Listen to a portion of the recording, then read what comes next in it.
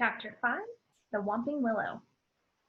The end of the summer holidays came too quickly for Harry's liking. He was looking forward to getting back to Hogwarts, but his month at the Burrow had been the happiest of his life. It was difficult not to feel jealous of Ron when he thought of the Dursleys and the sort of welcome he could expect next time he turned up in Privet Drive. On their last evening, Mrs. Weasley conjured up a sumptuous dinner which included all of Harry's favorite things, ending with a mouth-watering treacle pudding. Fred and George rounded off the evening with a display of filibuster fireworks. They filled the kitchen with red and blue stars that bounced from ceiling to wall for at least half an hour. Then it was time for a last mug of hot chocolate and bed. It took a long while to get started next morning. They were up at cockcrow, but somehow they still seemed to have a great deal to do. So what that means is like when a rooster crows, it's usually really, really early in the morning, like 5 or so. So they're saying they got up very early, like when the rooster crowed. Mrs. Weasley dashed about in a bad mood, looking for spare socks and quills. People kept colliding on the stairs, half-dressed with bits of toast in their hands, and Mr. Weasley nearly broke his neck tripping over a stray chicken as he crossed the yard carrying Ginny's trunk to the car. Harry couldn't see how 8 people, 6 large trunks, 2 owls, and a rat were going to fit into one small Ford Angelia. Yeah. He had reckoned, of course, without the special features which Mr. Weasley had added. Not a word to Molly, he whispered to Harry as he opened the boot and showed him how it had been magically expanded so that the trunks fitted easily. So a boot is a British word for the trunk of a car. And trunks are suitcases. When at last they were all in the car, Mrs. Weasley glanced into the back seat, where Harry, Ron, Fred, and George and Percy were all sitting comfortably side by side, and said, Muggles do know more than we give them credit for, don't they? She and Ginny got into the front seat, which had been stretched so that it resembled a park bench. I mean, you'd never know it was this roomy from the outside, would you? Mr. Weasley started up the engine, and they trundled out of the yard, Harry turning back for the last look at the house. He barely had time to wonder when he'd see it again when they were back. George had forgotten his box of filibuster fireworks. 5 minutes after that, they skidded to a halt in the yard so that Fred could run in for his broomstick. They had almost reached the motorway when Ginny shrieked that she'd left her diary. By the time they had clambered back into the car, they were running very late, and tempers were running high. Mr. Weasley glanced at his watch, then at his wife. Molly, dear, no, Arthur. No one would see. This little button here, it's an invisibility booster I installed that get us up into the air. Then we fly above the clouds. We'd be there in 10 minutes, and no one would be any wiser. I said no, Arthur, not in broad daylight. They reached King's Cross at 11:15. Mr. Weasley dashed across the road to get trolleys for their trunks, and they all hurried into the station. Trolleys are like carts, so they could put their suitcases on them like you would do at the airport. Harry had caught the Hogwarts Express the previous year. The tricky bit was getting onto platform 9 3/4, which wasn't visible to the Muggle eye. What you had to do was walk through the solid barrier dividing platforms 9 and 10. It didn't hurt, but it had to be done carefully so that none of the Muggles noticed you vanishing. Percy first, said Mrs. Weasley, looking nervously at the clock overhead, which showed they had only 5 minutes to disappear casually through the barrier. Percy strode briskly forward and vanished. Mr. Weasley went next. Fred and George followed. I'll take Ginny, and you two come right after us, Mrs. Weasley told Harry and Ron, grabbing Ginny's hand and setting off. In the blink of an eye, they were gone. Let's go together. We've only got a minute, Ron said to Harry. Harry made sure that Hedwig's cage was safely wedged on top of his trunk and wheeled his trolley about to face the barrier. He felt perfectly confident. This wasn't nearly as uncomfortable as using flue powder. Both of them bent low over the handles of their trolleys and walked purposefully towards the barrier, gathering speed. A few feet away from it, they broke into a run and crash! Both trolleys hit the barrier and bounced backwards. Ron's trunk fell off with a loud thump. Harry was knocked off his feet, and Hedwig's cage bounced onto the shiny floor, and she rolled away, shrieking indignantly. People all around them stared, and a guard nearby yelled, What in blazes do you think you're doing? Lost control of the trolley, Harry gasped, clutching his ribs as he got up. Ron ran to pick up Hedwig, who was causing such a scene that there was a lot of muttering about cruelty to animals from the surrounding crowd. Why can't we get through? Harry hissed to Ron. I don't know. Ron looked wildly around. A dozen curious people were still watching them. We're going to miss the train, Ron whispered. I don't understand why the gateway sealed itself. Harry looked up at the giant clock with a sickening feeling in the pit of his stomach. 10 seconds, 9 seconds. He wheeled his trolley forward cautiously until it was right against the barrier and pushed with all his might. The metal remained solid. 3 seconds, 2 seconds, 1 second. It's gone, said Ron, sounding stunned. The train's left. What if Mom and Dad can't get back through to us? Have you got any muggle money? Harry gave a hollow laugh. The Dursleys haven't given me pocket money for about 6 years. Ron pressed his ear to the cold barrier. Can't hear a thing, he said tensely. What are we going to do? I don't know how long it'll take Mom and Dad to get back to us. They looked around. People were still watching them, mainly because of Hedwig's continued screeches. I think we'd better go and wait for the car, said Harry. We're attracting too much attention. Harry, said Ron, his eyes gleaming. The car. What about it? We can fly the car to Hogwarts. But I thought, we're stuck, right? And we've got to get to school, haven't we? And even underage wizards are allowed to use magic if it's a real emergency.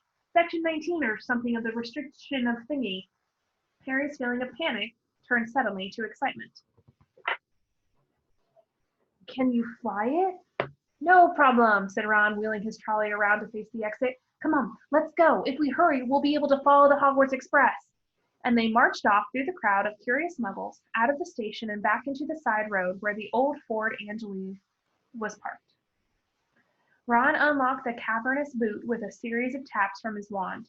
They heaved their trunks back in, put Hedwig on the back seat, and got him to the front. Check no one's watching, said Ron, starting the ignition with another tap of his wand. Harry stuck his head out of the window. Traffic was rumbling along the main road ahead, but their street was empty.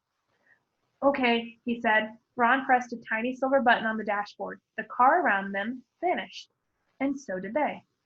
Harry could feel the seat vibrating beneath him, hear the engine, feel his hands on his knees and his glasses on his nose, but for all he could see, he had become a pair of eyeballs floating a few feet above the ground in a dingy street full of parked cars. Let's go, said Ron's voice from his right.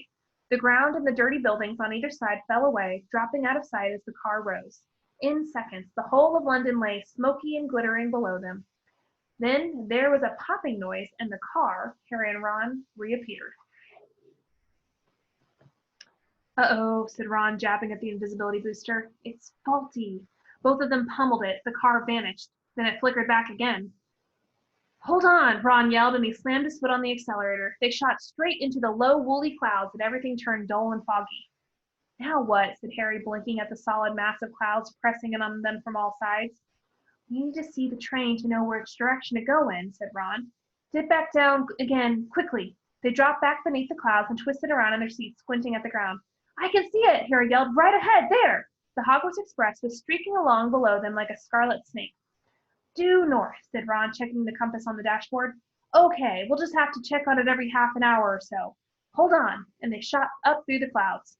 A minute later, they burst out into a blaze of sunlight. It was a different world. The wheels of the car skimmed the sea of fluffy clouds, the sky a bright, endless blue under the blinding white sun. All we've got to worry about now are aeroplanes, said Ron. They looked at each other and started to laugh. For a long time, they couldn't stop. Here's a picture of them turning invisible above the streets of London. There's all these birds up in the... Okay.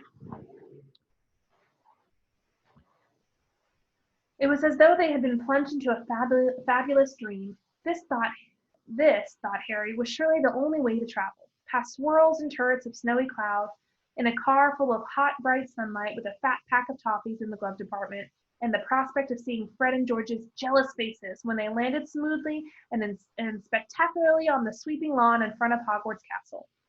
They made regular checks on the train as they flew further and further north, each dip beneath the clouds showing them a different view.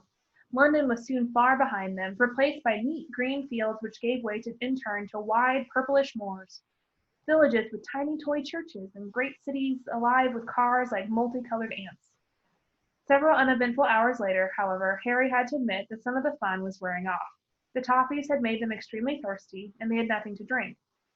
He and Ron had pulled off their jumpers, which is a British word for a sweater, but Harry's t-shirt was sticking to the back of his seat, and his glasses were sliding down the end of his sweaty nose. He had stopped noticing the fantastic cloud shapes now, and was thinking longingly of the train miles below, where you could buy ice-cold pumpkin juice from a trolley pushed by a plump witch.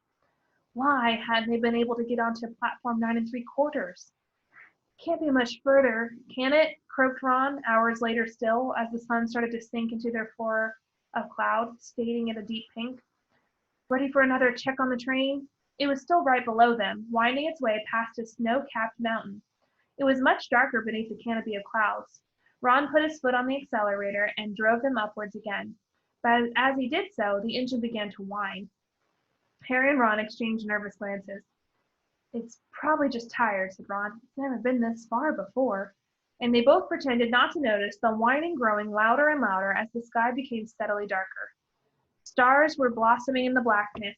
Harry pulled his jumper back on, trying to ignore the way the windscreen wipers were now waving feebly as though in protest. Not far, said Ron, more to the car than to Harry. Not far now, and he patted the dashboard nervously. When they flew back beneath the clouds a little while later, they had to squint through the darkness for a landmark they knew. There, Harry shouted, making Ron and Hedwig jump. Straight ahead. Silhouetted on the dark horizon, high on the cliff over the lake, stood the many turrets and towers of Hogwarts Castle. But the car had begun to shudder and was losing speed. Come on, Ron said cajolingly, giving the steering wheel a little shake. Nearly there, come on. The engine groaned. Narrow jets of steam were issuing from underneath the bonnet. That's the name of the hood of a car in Britain. So like where the engine is. Harry found himself gripping the edges of his feet very hard as they flew towards the lake. The car gave a nasty wobble. Glancing out of his window, Harry saw the smooth, black, glassy surface of the water a mile below. Ron's knuckles were white on the steering wheel. The car wobbled again. Come on, Ron muttered. They were over the lake. The castle was right ahead. Ron put his foot down. There was a loud clunk, a splutter, and the engine died completely. Uh-oh, said Ron into the silence. The nose of the car dropped. They were falling, gathering speed, heading straight for the solid castle wall. No! Ron yelled, swinging the steering wheel around. They missed the dark stone wall by inches as the car turned in a great arc, soaring over the dark greenhouses. The dark greenhouses, which are like places where they keep plants. Then the vegetable patch, and then out over the black lawns, losing height all the time. Ron let go of the steering wheel completely and pulled his wand out of his back pocket. Stop! Stop! He yelled, whacking the dashboard and the windscreen, but they were still plummeting, the ground flying up toward them. Mind that tree! Harry bellowed, lunging for the steering wheel, but too late. Crunch! With an ear-splitting bang of metal on wood, they hit the thick tree trunk and dropped to the ground with a heavy jolt. Steam was billowing from under the crumpled bonnet. Hedwig was shrieking in terror. A golf ball-sized lump was throbbing on Harry's head, where he had hit the windscreen. And to his right, Ron let out a low, despairing groan. Are you okay? Harry asked urgently. My wand, said Ron in a shaky voice. Look at my wand. It had snapped, almost in two. The tip was dangling limply, held on by a few splinters. Harry opened his mouth to say he was sure they'd be able to mend it up at the school, but he never even got started. At that very moment, something hit his side of the car with the force of a charging bull, sending him lurching sideways into Ron, just as an equally heavy blow hit the roof. What's happened? Ron gasped, staring through the windscreen, and Harry looked around just in time to see a branch as thick as a python smash into it. The tree they had hit was attacking them. Its trunk was bent almost double, and its gnarled boughs were pummeling every inch of the car it could reach. Ah! Said Ron as another twisted limb punched a large dent into his door. The windscreen was now trembling under a hail of blows from knuckle-like twigs, and a branch as thick as a battering ram was pounding furiously on the roof, which seemed to be caving in. Run for it! Ron shouted, throwing his full weight against his door, but next second he had been knocked backwards into Harry's lap by a vicious uppercut from another branch. We're done for, he moaned as the ceiling sagged. But suddenly the floor of the car was vibrating. The engine had restarted. Reverse! Harry yelled, and the car shot backwards. The tree was still trying to hit them. They could hear its roots creaking as it almost ripped itself up, lashing out at them as they sped out of reach. That, panted Ron, was close. Well done, car. The car, however, had reached the end of its tether. With two smart clunks, the doors flew open and Harry felt his seat tip sideways. Next thing he knew, he was sprawled on the damp ground. Loud thuds told him that the car was ejecting their luggage from the boot. Hagrid's cage flew through the air and burst open. Sorry, Hedwig's cage. She rose out of it with a loud, angry screech and sped off towards the castle without a backwards look. Then, dented, scratched, and steaming, the car rumbled off into the darkness, its rear lights blazing angrily. "Come back!" Ron yelled after it, brandishing his broken wand. "That'll kill me!" But the car disappeared from view with one last snort from its exhaust. "Can you believe our luck?" said Ron miserably, bending down to pick up Scabbers the rat. "Of all the trees we could have hit, we had to get one that hits back." He glanced over his shoulder at the ancient tree, which was still flailing its branches threateningly. "Come on," said Harry wearily. "We better get up to the school." It wasn't at all the triumphant arrival they had pictured. Stiff, cold, and bruised, they seized the ends of their trunks and began dragging them up the grassy slope towards the great oak front doors. "I think the feast's already started," said Ron, dropping his trunk at the foot of the front steps and crossing quietly to look through a brightly lit window. "Hey, Harry, come and look, it's the sorting." Harry hurried over, and together he and Ron peered into the great hall. Innumerable candles were hovering in midair over four long crowded tables, making the golden plates and goblets sparkle. Overhead, the bewitched ceiling, which always mirrored the sky outside, sparkled with stars. Through the forest of pointed black Hogwarts hats, Harry saw a long line of scared-looking first-years filing into the hall. Ginny was amongst them, easily visible because of her vivid Weasley hair. Meanwhile, Professor McGonagall, a bespectacled witch with her hair in a tight bun, was placing the famous Hogwarts sorting hat on a stool before the newcomers. Every year, this aged-old hat, patched, frayed, and dirty, sorted new students into the four Hogwarts houses: Gryffindor, Hufflepuff, Ravenclaw, and Slytherin. Harry well remembered putting it on, exactly 1 year ago, and waiting, petrified, for its decision as it muttered aloud in his ear. For a few horrible seconds he had feared that the hat was going to put him in Slytherin, the house which had turned out more dark witches and wizards than any other. But he had ended up in Gryffindor, along with Ron, Hermione, and the rest of the Weasleys. Last term, Harry and Ron had helped Gryffindor win the house championship, beating Slytherin for the first time in 7 years. A very small, mousy-haired boy had been called forward to place the hat on his head. Harry's eyes wandered past him to where Professor Dumbledore, the headmaster, sat watching the sorting from the staff table, his long silver beard and half-moon glasses shining brightly in the candlelight. Several seats along, Harry saw Gilderoy Lockhart, dressed in robes of aquamarine, and there at the end was Hagrid, huge and hairy, drinking deeply from his goblet. "Hang on," Harry muttered to Ron. "There's an empty chair at the staff table. Where's Snape?" Professor Severus Snape was Harry's least favorite teacher. Harry also happened to be Snape's least favorite student. Cruel, sarcastic, and disliked by everybody except the students from his own house, Slytherin, Snape taught potions. "Maybe he's ill," said Ron hopefully. "Maybe he's left," said Harry, "because he missed out on the Defense Against the Dark Arts job again." "Or he might have been sacked," said Ron enthusiastically. "I mean, everyone hates him." "Or maybe," said a very cold voice right behind them, "he's waiting to hear why you two didn't arrive on the school train." Harry spun around. There, his black robes rippling in a cold breeze, stood Severus Snape. He was a thin man with sallow skin, a hooked nose, and greasy shoulder-length black hair, and at this moment he was smiling in a way that told Harry he and Ron were in very deep trouble. "Follow me," said Snape. Not daring even to look at each other, Harry and Ron followed Snape up the steps into the vast, echoing entrance hall, which was lit with flaming torches. A delicious smell of food was wafting from the great hall, but Snape led them away from the warmth and light down a narrow stone staircase that led into the dungeons. "In," he said, opening a door halfway down the cold passageway and pointing. They entered Snape's office, shivering. The shadowy walls were lined with shelves of large glass jars, in which floated all manner of revolting things Harry didn't really want to know the name of at the moment.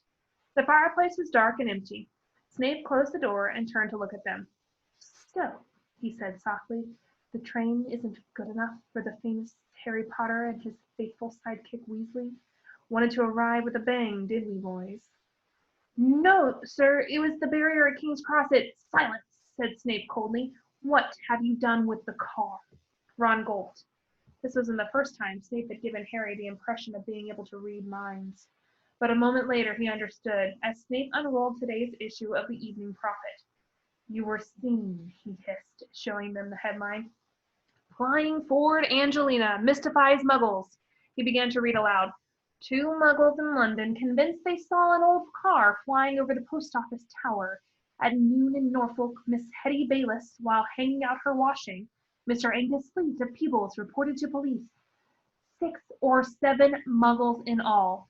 I believe your father works in the misuse of Muggle artifacts office, he said, looking up at Ron and smiling still more nastily. Dear, dear, his own son. Harry felt as though he'd just been walloped in the stomach by one of the mad tree's larger branches. If anyone found out Mr. Weasley had bewitched the car, he hadn't thought of that. I noticed in my search of the park that considerable damage seems to have been done to a very valuable Whomping Willow, Snape went on. That tree did more damage to us than we, Ron blurted out. Silence, Snape snapped again. Most unfortunately, you are not in my house, and the decision to expel you does not rest with me. I shall go and fetch the people who do have that happy power. You will wait here. Harry and Ron stared at each other white-faced. Harry didn't feel hungry anymore. He now felt extremely sick. He tried not to look at a large, slimy something suspended in green liquid on a shelf behind Snape's desk. If Snape had gone to fetch Professor McGonagall head of Gryffindor House, they were hardly any better off. She might be fairer than Snape, but she was still extremely strict. 10 minutes later, Snape returned, and sure enough, it was Professor McGonagall who accompanied him.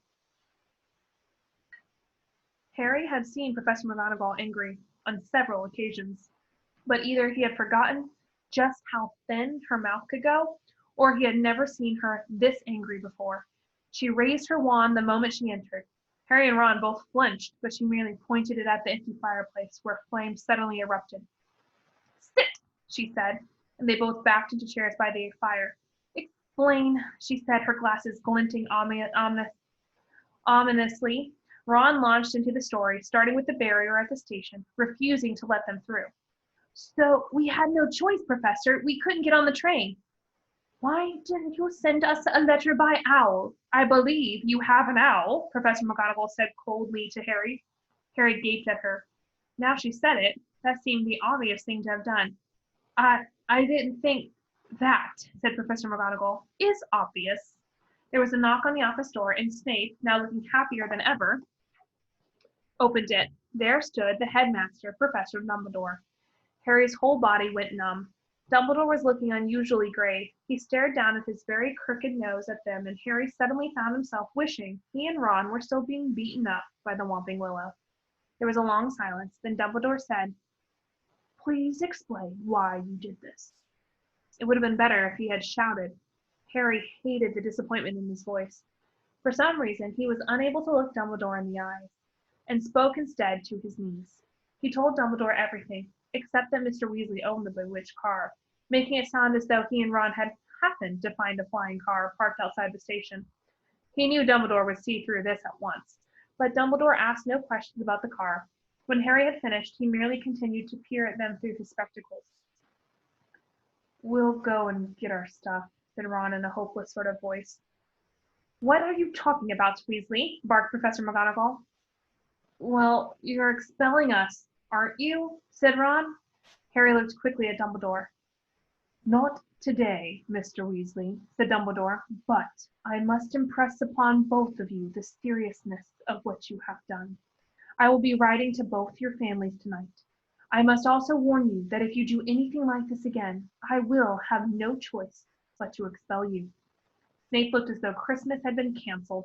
He cleared his throat and said, Professor Dumbledore, these boys have flouted the decree for the restriction of underage wizardry, caused serious damage to an old and valuable tree. Surely acts of this nature. It will be for Professor McGonagall to decide on these boys' punishments, Severus, said Dumbledore calmly. They are in her house, and are therefore her responsibility. He turned to Professor McGonagall. I must go back to the feast, Minerva. I've got to give a few notices.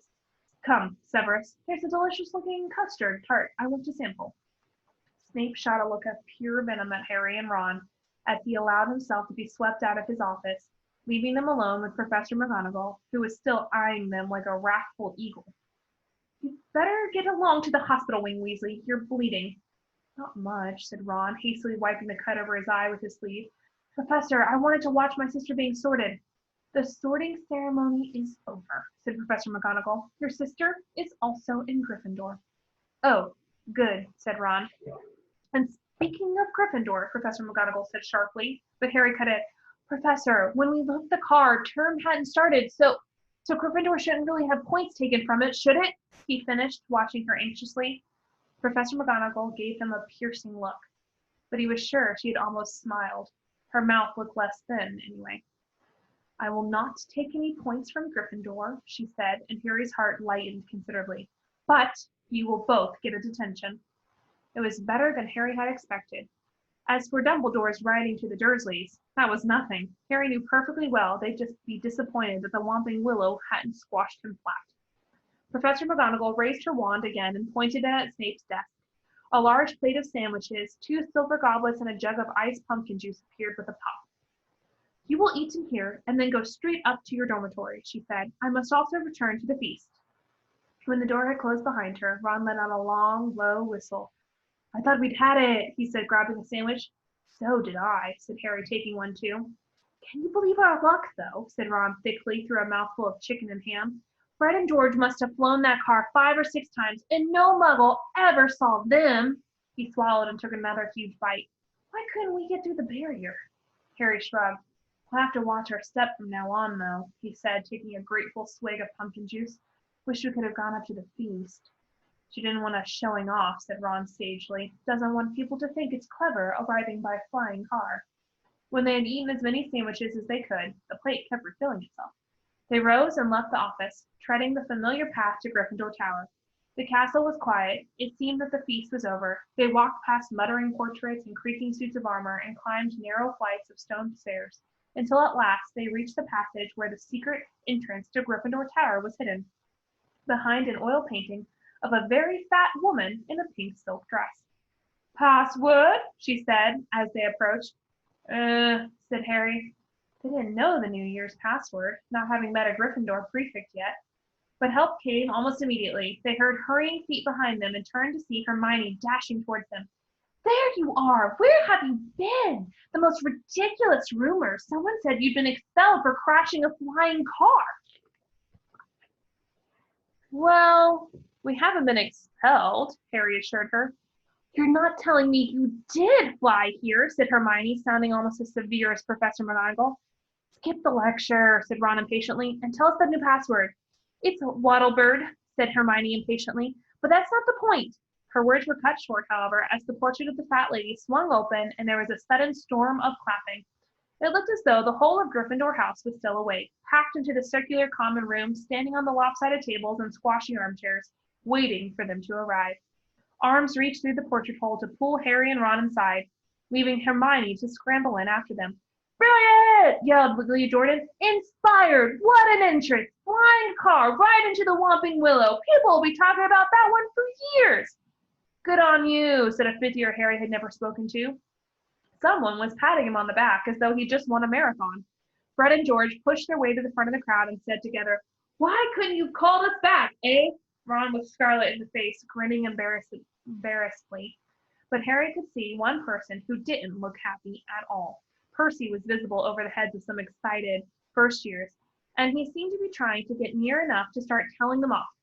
Harry nudged Ron in the ribs and nodded in Percy's direction. Ron got the point at once. Gotta get upstairs. Bit tired, he said, and the two of them started pushing their way towards the door on the other side of the room, which led to a spiral staircase in the dormitories. Night, Harry called back to Hermione, who was wearing a scowl just like Percy's. They managed to get to the other side of the common room, still having their backs slapped, and gained the piece of the staircase.